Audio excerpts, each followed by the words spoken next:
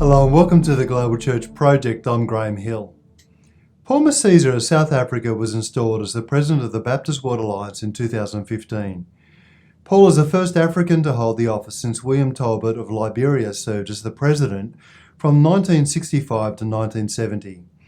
Serving as the Baptist World Alliance Vice President from 2010 to 2015, Paul was also the President of the All Africa Baptist Fellowship, the General Secretary of the Baptist Convention of South Africa, and many other roles. Paul pastors a local church in South Africa and has a global vision for mobilizing churches for missions, discipleship, and evangelism. Paul Msiza, welcome to the Global Church Project. Oh, thank you. You're a pastor in South Africa and also the President of the Baptist World Alliance. Yeah. Can you tell us something about your work as a pastor in South Africa? And then also a little bit about your work with the Baptist World Alliance. Well, I pastor a small church in a small suburb of Pretoria called East Lane. And planted the church in 2001. At the time, I was the General Secretary of the Baptist Convention of South Africa. And the church is fairly young. It's a youthful church. I'm the oldest person in the church is just about 75 years old. And the rest is below that age. And we're blessed. We've got quite a good number of young people compared to other churches, and a lot of children. There was a time when we had about 60 children in our children's class, and we used to enjoy them. Some grown up, and they've joined the youth, and it's a church plant that it's growing. We are meeting in a community hall. We've been struggling, issue of bureaucracy to get land, try and build, but that has in some way hampered the growth as we expected. But we thank God that we still continue to do ministry in the neighborhood. And the area has really potential to attract a lot of young people and a lot of families, young families. And even now, if you look at the membership of the church, it'd be your children, young people, and young families. Have you church planted before? Is this the first church plant? I have done some before, though it wasn't as direct as this one. The one I did before was our church members had moved to another village. I was a village pastor at the time. And so we realized that there was a potential to start the work there. And so, through those members, I encouraged them to start with, prayer meetings. And today it's a full-grown church. And what was your journey into the role with the Baptist World Alliance?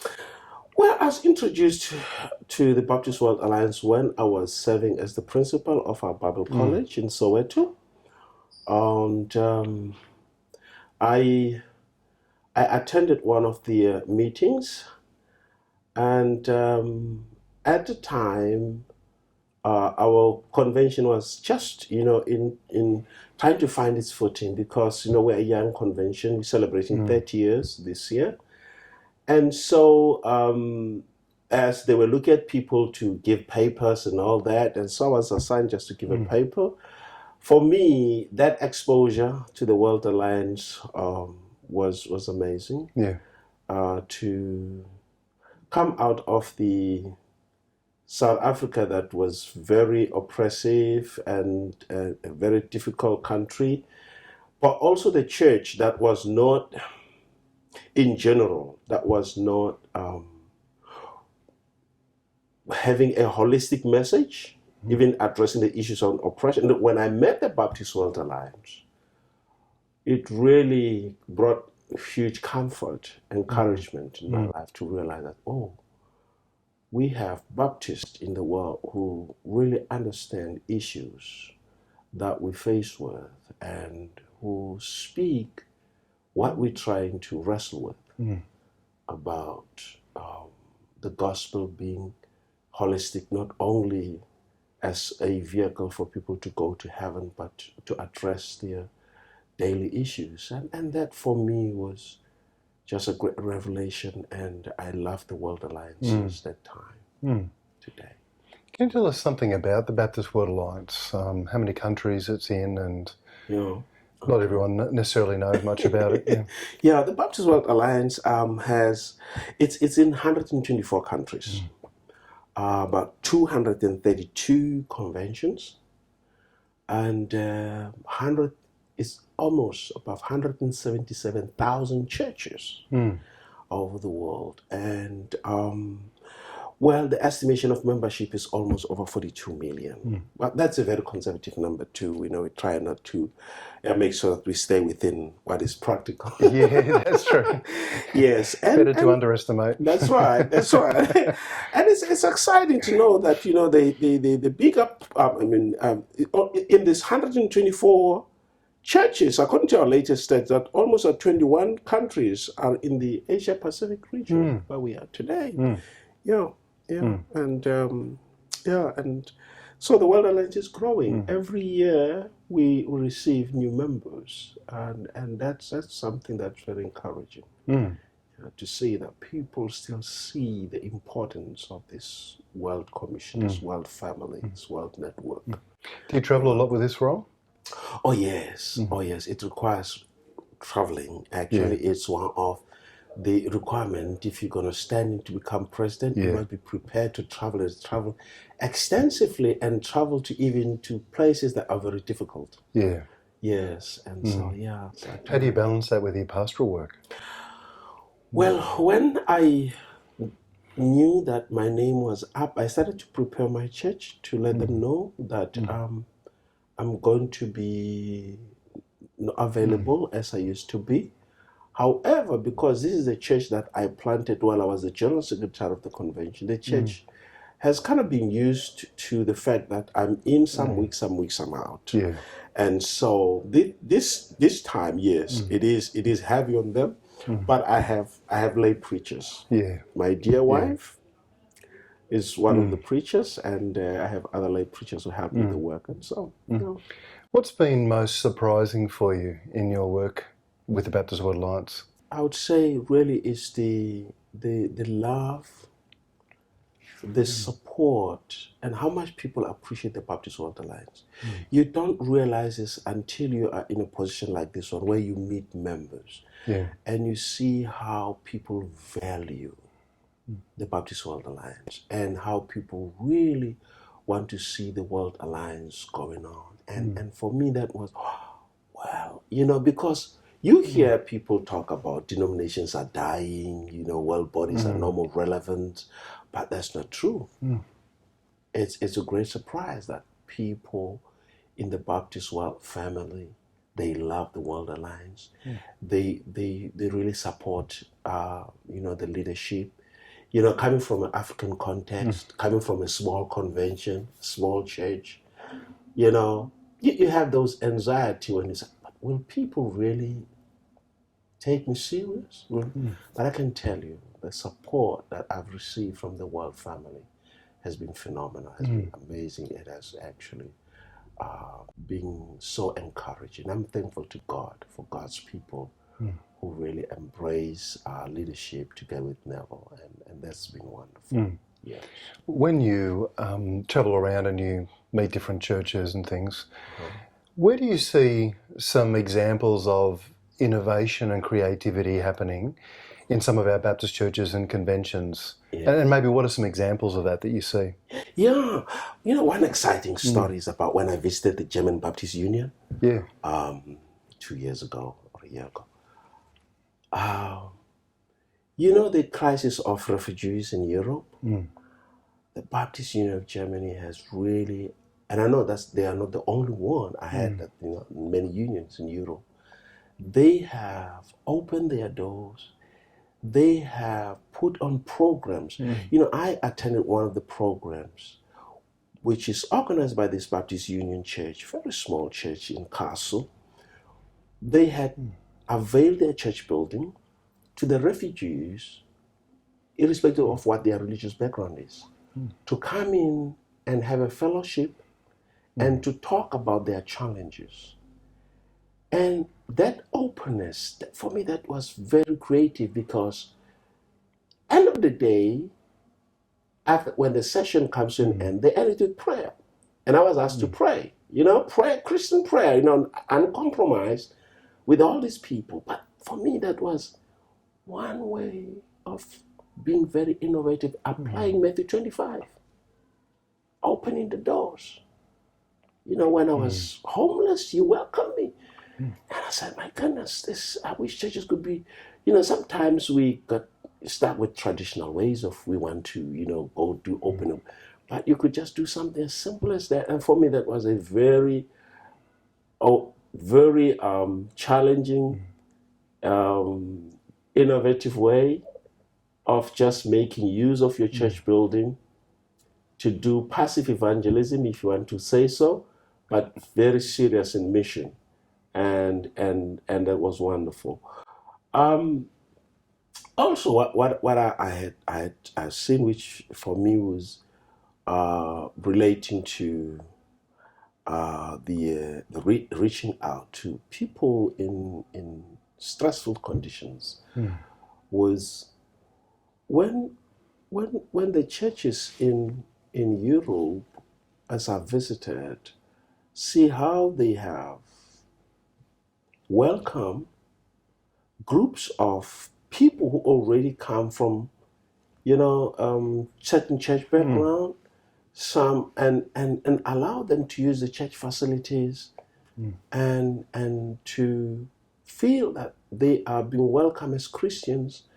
And for me, that was wonderful. It was wonderful, and something that really I had said, this is a story to tell, to say, we need to be there and to do some of these things that, otherwise, if we cherish our fears, we wouldn't do, because you wouldn't just open your church. You don't know what those people can do. But trusting the Lord, that was wonderful. I really, for me, it was great to see that. And maybe one last thing was, I visited a church in Korea. The pastor is here, Peter Chin, nice friend of mine.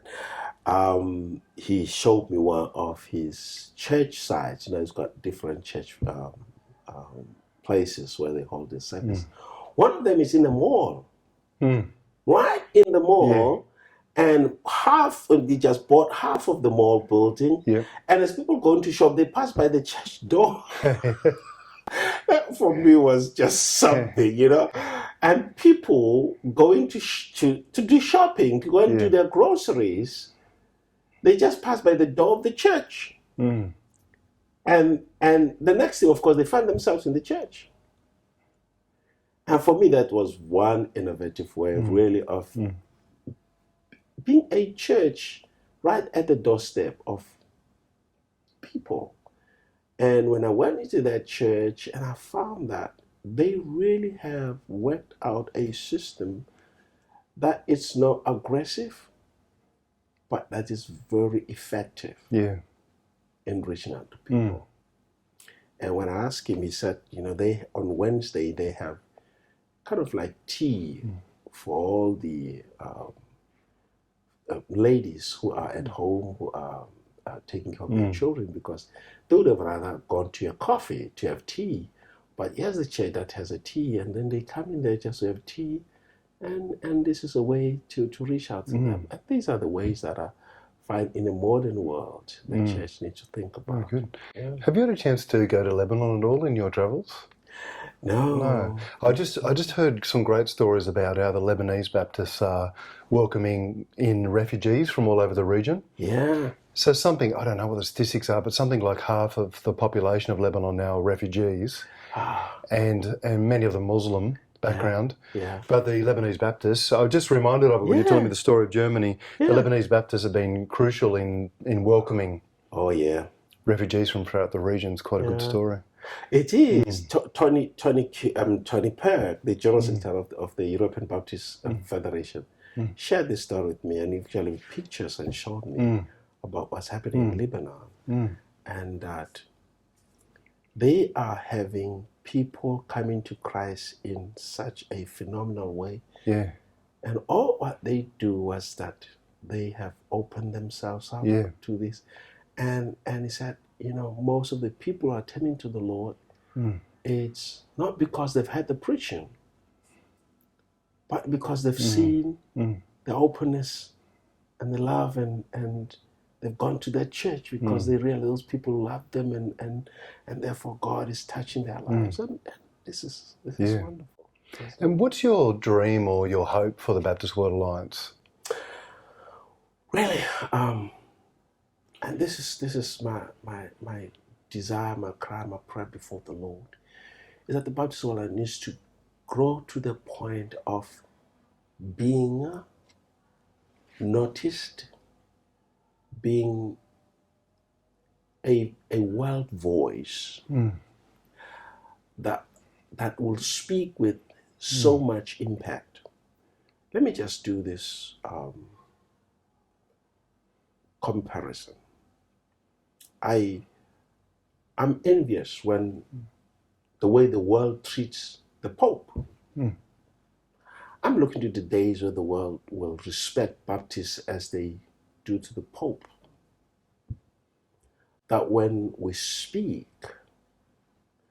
not that we'll become too powerful, but that would attract attention, that people will listen. And this is the prayer of my heart. And that will happen as Baptists, we come together. Even those who are outside the Baptist World Alliance, to come together and to realize that this is God's movement. A voice that speaks on some of the issues that other faith communities may not speak on. We know the Baptists on issues on human rights. We are known to be strong evangelicals. We're known to be people who stand very strong on the freedom of religion. And my desire is to see that voice being elevated to a world stage, that we can speak to the leaders of the world and that they will listen. As the president of the Baptist World Alliance, you must see the great diversity of the global church. How do you think that we as Baptists can, and as Christians, can make the most of that diversity and celebrate that richness and that colour, that diversity of our global church?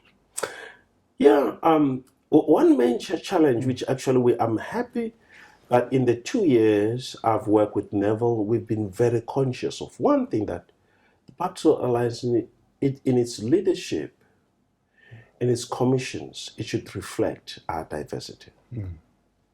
In our meetings, we need always be cognizant of the fact that we are a very diverse community, and therefore we cannot allow only one culture to be prevalent over others. It should be really, in South Africa we use a rainbow. We say it should be really a rainbow reflection, very inclusive and form that mirage that's so beautiful. And that it's reflected in the committees, how they are formed. It's reflected in our commissions, but also it should be emphasized as we have our annual gatherings, moving from one country to the other, to really maximize on exposing each culture, each context, and make sure that we learn from each other. And I could tell you that there's so much that we can still impact one another, because I've been here just for a day and a half, and I'm just overwhelmed by the richness of Asia Pacific. And you can imagine, we still have the Latin America, we have the North America, we have the Africa, we have the Europe. We're just such a rich community. And we have so much to contribute and have that cross-pollination and influence one another as we serve the Lord. What do you love most about your role? Well, it's meeting God's people in their diversity. And really, it's a great privilege because you meet the family of God. You meet, I usually say to people, this position gives you a very rare privilege, because as a South African, in my context, how I grew up, there's some places where I don't even envision to know that they have Christians. I mean, just today, I met one lady. I mean, she's the only member who came from Estimor. For me, that's way far. I don't even think they're Christians there. But just to meet her, for me, it just affirmed the power of the gospel. And for me, that's the joy That's the excitement of meeting God's people, God's children all over the world. And I can compare with anything, really.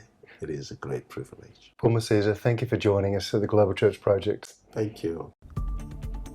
The Global Church Project is located at www.theglobalchurchproject.com.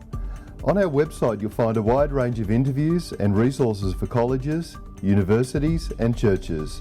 I look forward to your company next time. From me, goodbye.